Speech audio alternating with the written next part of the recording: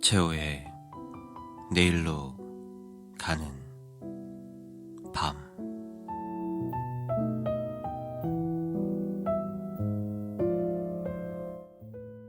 은혜 갚은 까치.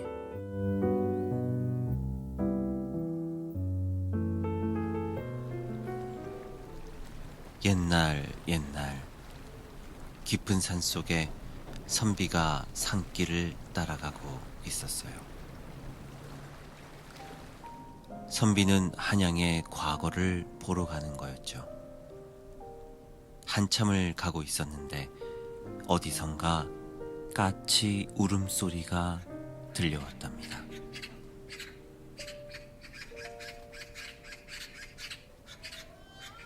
까치의 울음소리가 크고 다급하게 느껴져서 선비는 까치 소리가 나는 나무 위를 쳐다볼 수밖에 없었죠. 거기는 까치의 둥지가 있었는데 둥지 쪽으로 사람만큼 커다란 구렁이 한 마리가 기어 올라가고 있었답니다.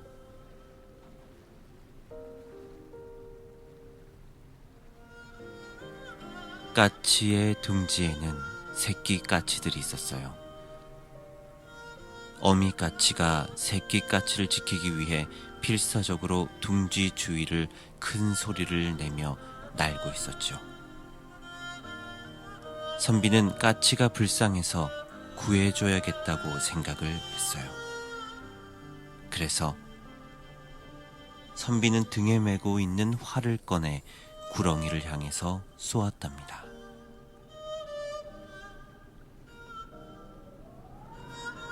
활을 맞은 구렁이는 그 자리에서 죽고 말았어요. 구렁이가 죽자 까치는 감사 인사를 하는 듯 선비의 주위를 빙빙 돌며 기쁘게 제잘됐죠. 선비는 활을 등에 메고는 까치에게 손인사를 하고 다시 길을 떠났답니다. 그런데 선비는 길을 잘못 들어서 늦은 밤까지 산을 넘지 못했어요. 선비는 한 치 앞도 보이지 않는 산속 길을 이리저리 헤매다 지쳐버리고 말았죠. 그때 저 멀리서 반짝거리는 불빛이 보였어요. 아, 이 산속에 사람이 사는구나. 살았다. 선비는 불빛이 보이는 쪽으로 손살같이 달려갔지요. 거기에는 초가집 하나가 있었답니다.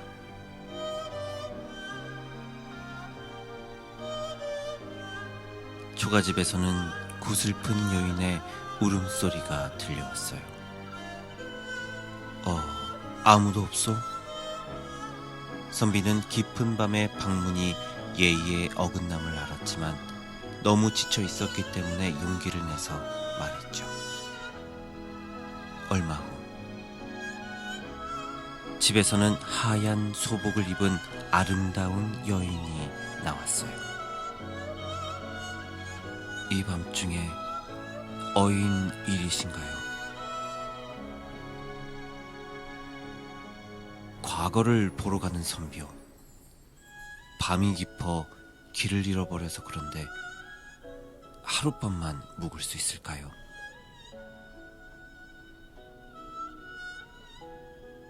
제 남편이 죽어 상중이지만 괜찮으시다면 건너방에서 쉬었다 가십시오.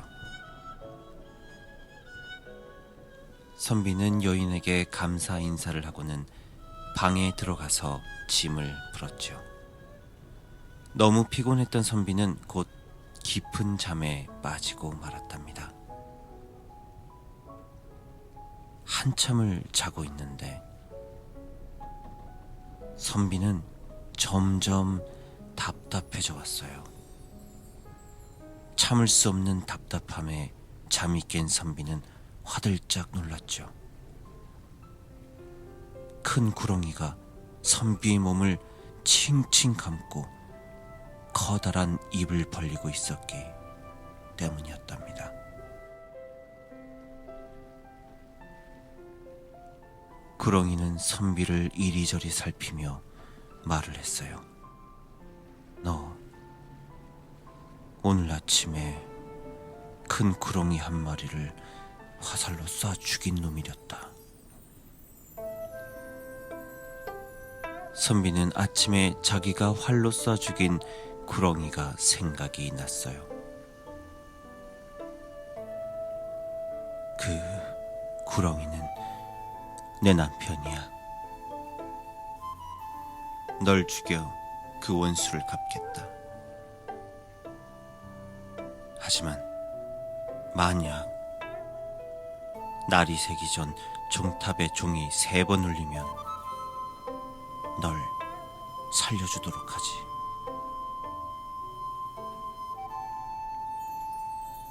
구렁이는 자기 남편의 복수를 하기 위해서 아름다운 여인으로 변해 선비를 기다리고 있었던 것이었답니다. 선비는 하늘이 노래졌어요. 깊은 상 중에 종을 새벽같이 울려줄 사람은 없었기 때문이었죠. 하지만 야속하게도 시간은 점점 흘러 선비의 운명의 시간이 다가왔어요.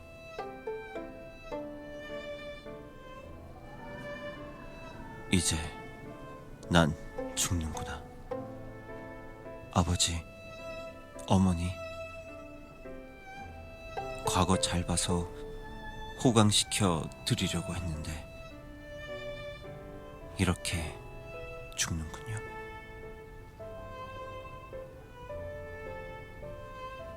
날이 밝아왔고 구렁이는 큰 입을 벌려 선비를 삼키려고 했죠. 그때 기적처럼 종이 울리는 소리가 들려왔답니다.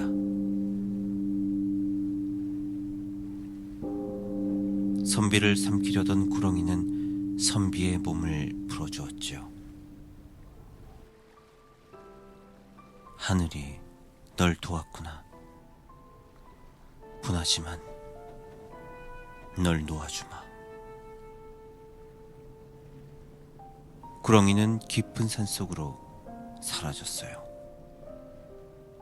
물고비를 넘긴 선비는 가슴을 쓸어내렸답니다. 그런데 누가 이 새벽에 종을 쳤을까? 선비는 너무 궁금해서 짐을 주섬주섬 챙겨 근처 종탑으로 가보았죠. 그런데 이게 웬일입니까? 종 밑에는 머리에 피를 흘리고 죽어있는 까치 한 마리가 있었어요. 까치는 자식들을 구해준 은혜를 갚기 위해 온 힘을 다해 머리로 종을 쳤던 거였답니다. 선비는 까치를 보며 눈물을 흘렸어요. 고맙다. 선비는 까치를 양지 바른 곳에 묻어주었죠. 한양에 무사히 도착을 했고 선비는 과거에 급제를 했어요. 급제한 후에도 선비는 때마다 까치의 산소에 들려서 명복을 빌어주었답니다.